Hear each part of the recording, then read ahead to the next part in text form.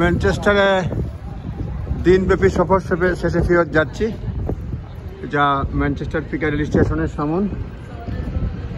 এখানে দেখতে পাচ্ছি অন্ধদের মূর্তি, 1 জন 2 জন 3 জন 4 জন 5 জন 6 জন 7 জন 7 জনের মূর্তি।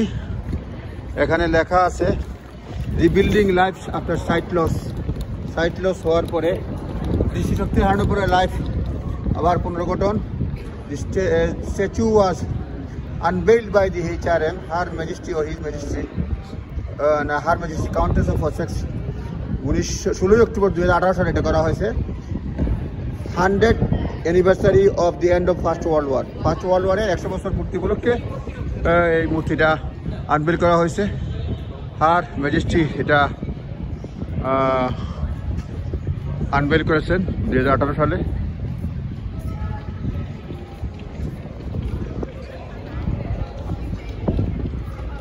এই হচ্ছে স্টেশন, ম্যানচেস্টার পিকাডিলিতে দেখতেছি।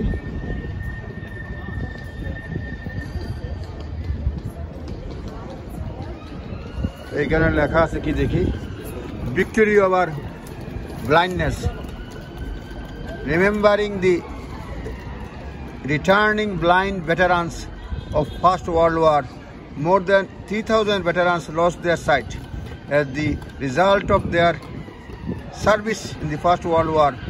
Making their way home from the front, they began their journey to rebuild their lives after sight loss. মানে প্রথম বিশ্বযুদ্ধে 3000-এর মতো যোদ্ধা তারা দৃষ্টিশক্তি হারিয়ে ফেলছে। এটা তারা ফেরত গেছে মানে সাইট লস হওয়ার পরে।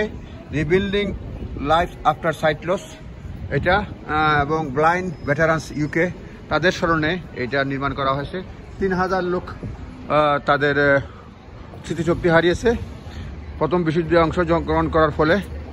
এবং এটা এখানে লেখা আছে, এটা ব্লাইন্ড যারা যেভাবে পড়ে তাদের জন্য লেখা রয়েছে। এটা রিবিল্ডিং লাইফ আফটার সাইট লসের 3000-এর মতো মানুষ যোদ্ধা প্রথম বিশ্বযুদ্ধের, তাদের স্মরণে নির্মাণ করা হয়েছে ম্যানচেস্টার পিকাডিলিতে। ধন্যবাদ।